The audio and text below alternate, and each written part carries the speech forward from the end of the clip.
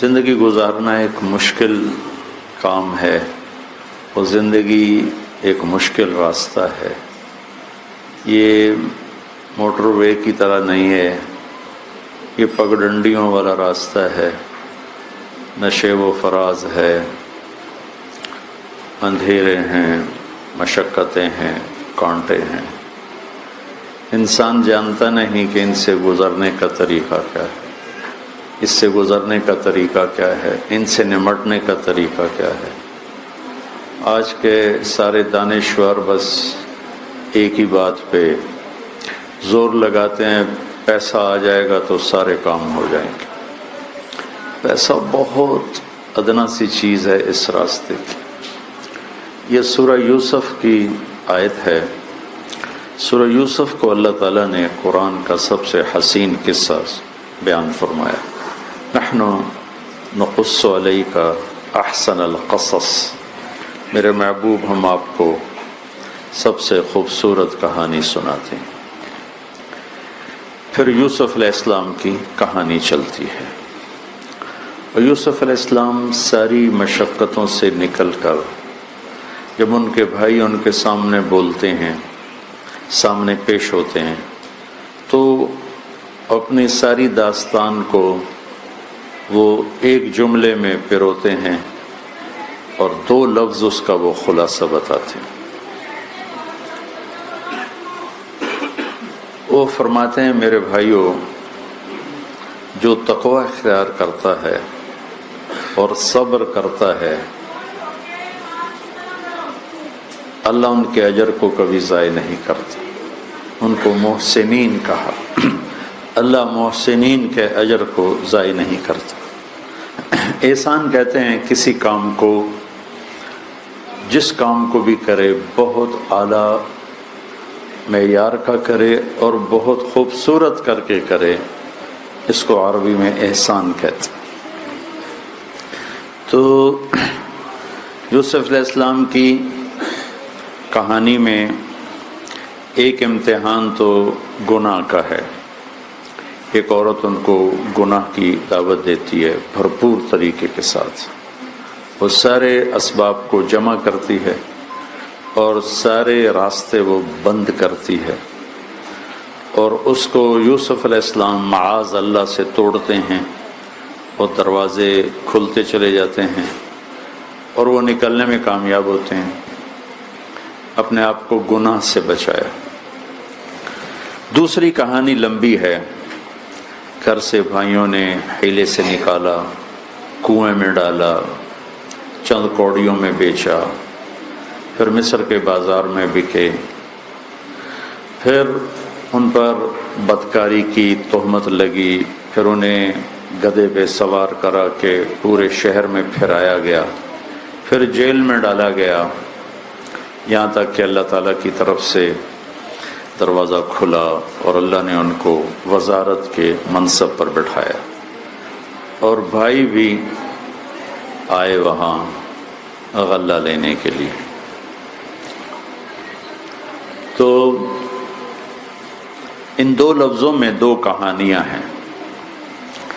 جب حالات کی شدت آئے تو کیا کرنا ہے، اس کے لیے لفظ صبر ہے، اور جب گناہ کی دعوت ملے تو کیا کرنا ہے، اس کے لیے لفظ تقوی ہے۔ تقوی کا مطلب یہ نہیں کہ اس سے گناہ نہیں ہوگا، انسان ہے، بشر ہے، کوئی بھی بڑے سے بڑا گناہ ہو سکتا ہے، لیکن تقوی کی علامت یہ ہوتی ہے کہ ندامت ہوتی ہے اور فوراً توبہ کرتا ہے، کرتی ہے، روتا ہے، روتی ہے، اور اپنے گناہوں کی معافی اللہ سے مانگتے ہیں۔ یہ تقوی والے ہیں۔ والذین اذا فعلوا فاحشۃ او ظلموا انفسهم، یہ بھی تقوی والوں کی صفات میں اللہ نے بیان کیا ہے کہ تقوی والے وہ بھی ہوتے ہیں جن سے کوئی بڑے سے بڑا گناہ بھی ہو جائے تو ذکر اللہ، پھر اللہ کو یاد کرتے ہیں، واستغفروا لذنوبہم، پھر وہ معافی مانگتے ہیں، اور اللہ تسلی دیتا ہے وَمَن يَغْفِرُ الذُّنُوبَ إِلَّا اللَّهُ، پھر اللہ کے سوا کوئی معاف کرنے والا بھی نہیں۔ پھر اللہ ان کی اگلی صفت بیان کرتے ہیں وَلَمْ يُصِرُّوا عَلَىٰ مَا فَعَلُوا، وہ گناہوں پہ جمتے نہیں بلکہ معافی مانگ کے پیچھے ہٹتے ہیں۔ تو اس زندگی میں ایک دور تو آتا اور ایک امتحان تو آتا ہے اللہ کی نافرمانی کا، اس سے بچنے کا راستہ ہے تقویٰ، کہ اپنے آپ کو اس سے روکنا بچانا۔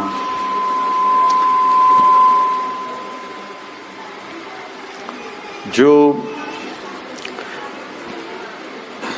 اللہ کی طرف متوجہ ہوتا ہے، روتا دھوتا ہے، روتی دھوتی ہے، تو ساری دھرتی گناہوں سے بھری ہو تو بھی اللہ تعالیٰ معاف فرما دیتے، کہ معاف کرنا اللہ کو پسند ہے۔ اللہ کے نبی کا فرمان ہے تم سب نیک ہو جاؤ، کوئی گناہ نہ کرو، تو اللہ تم سب کو موت دے کے جنت میں ڈال دے گا، پھر ایک ایسی قوم پیدا کرے گا جو گناہ کریں گے، پھر توبہ کریں گے، پھر اللہ انہیں معاف کرے گا۔ تو کسی گناہگار کو دیکھ کر کبھی حقارت کی نظر سے نہیں دیکھنا چاہیے، بلکہ یہ ہمیشہ رہے کہ پتہ نہیں کب توبہ کرے، اللہ تعالیٰ اس کو معاف فرماتے۔ تو زندگی میں شیطان نے پھندے جگہ جگہ بنائے ہوئے ہیں، وہ ہمیں نافرمانی میں پھنساتا ہے۔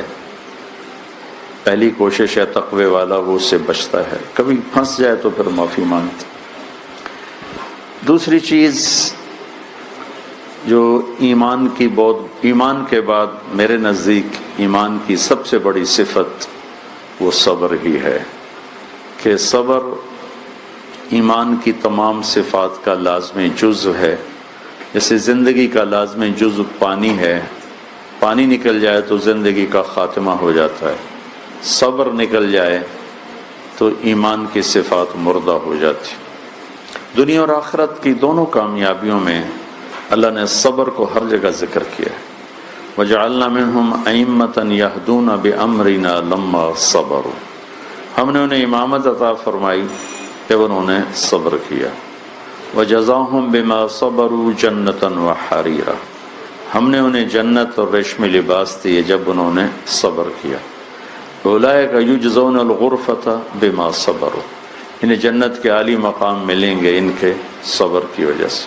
ان تصبروا وتتقوا لا يضركم كيدهم شيئا، تم صبر اور تقوی اختیار کرو گے تو دشمن کا وار تم پہ کبھی کامیاب نہیں ہو سکتا۔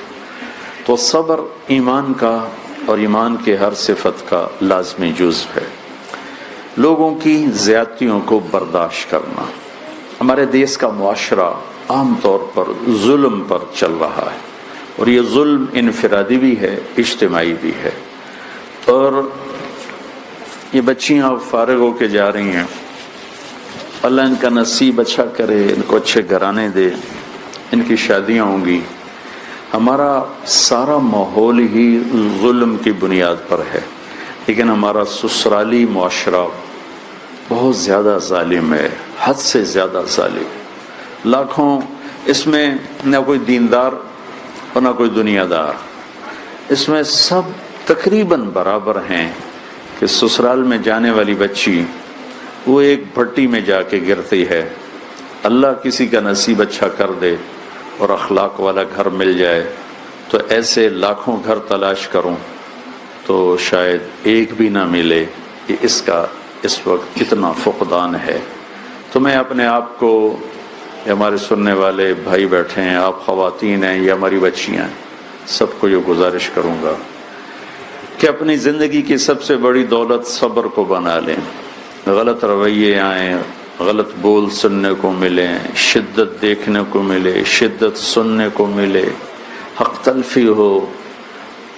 یوسف علیہ السلام نے جو راستہ اختیار کیا، صبر صبر صبر صبر، یہاں تک کہ اللہ تعالیٰ نے پھر ان کو عزت دی اور ان کے بھائیوں کو ان کے سامنے جھکایا۔ یا ابت ھذا تأویل رؤیائی قد جعلہ ربی حقا، کہ جب وہ گرے سجدے میں تو ان کا ابا جان یہ ہے وہ خواب جس کو اللہ نے سچا کر دکھایا۔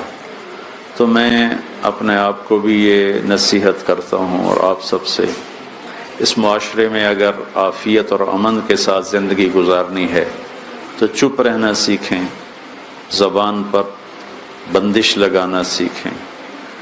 کسی کا بھی غلط رویہ آئے، بہن کا، بھائی کا، خامند کا، ساس کا، سسر کا، نند کا، دیور کا، بھابھی کا، بس چپ ہونا سیکھ لیں۔ اور یہ اللہ کا وعدہ ہے، جو صبر کرتا ہے ان اللہ مع الصابرین، اللہ اس کے ساتھ ہو جاتا۔ معاشرے میں مزید بگاڑ اس لیے کہ جانے والی بچی بھی اسی ماحول کی ہوتی ہے، وہ بیچاری بھی پھر پھٹ پڑتی ہے، بول پڑتی ہے۔ اس وقت طلاق اتنے زیادہ بڑھ چکے ہیں کہ ہولناک ہوش ربا اس کی شرح ہو چکی ہے طلاقوں کی، کہ عدم برداشت کی وجہ سے بہت جلدی گھر ٹوٹتے ہیں، بہت جلدی گھر ٹوٹتے ہیں۔ تو میں آپ سب بچیوں کو قرآن کی یہ 2 باتیں یاد دلاؤں گا، اور جو مستورات آئی ہیں، ایک گناہوں سے بچنے کا راستہ اختیار کریں، ہو جائے تو اللہ سے معافی مانگیں۔ اور ایک گناہ جو اتنی کثرت سے ہے جس پہ توبہ کا خیال بھی نہیں آتا، وہ غیبت ہے، اوروں کی حقارت ہے، اوروں کی کمیاں پکڑنا اور دیکھنا ہے، اوروں کی برائیوں کے تذکرے کرنا ہے، جھوٹ بولنا ہے، شکایت لگانا اور آپس میں لڑانا الجھانا۔ یہ ایک عام وبا ہے ہمارے معاشرے کی۔ آپ سے بھی کہتا ہوں، اپنے آپ سے بھی، کہ اپنی زبان کو سچ کا عادی بنائیں، میٹھے بول کا عادی بنائیں، اچھی گفتگو کا عادی بنائیں۔ جہاں کسی کی غیبت ہو وہاں سے اٹھ جائیں، نہ سنیں نہ بولیں، تو آپ کا دل پاک ہو جائے گا۔ اور آنے والی ناگواریوں کو صبر کے ساتھ برداشت کریں، اللہ آپ کا ساتھی ہو جائے گا، آپ کے لیے راستے کھلیں گے، آپ کے لیے راہیں ہموار ہوں گی، کہ میرے اللہ کا وعدہ ہے ان اللہ مع الصابرین۔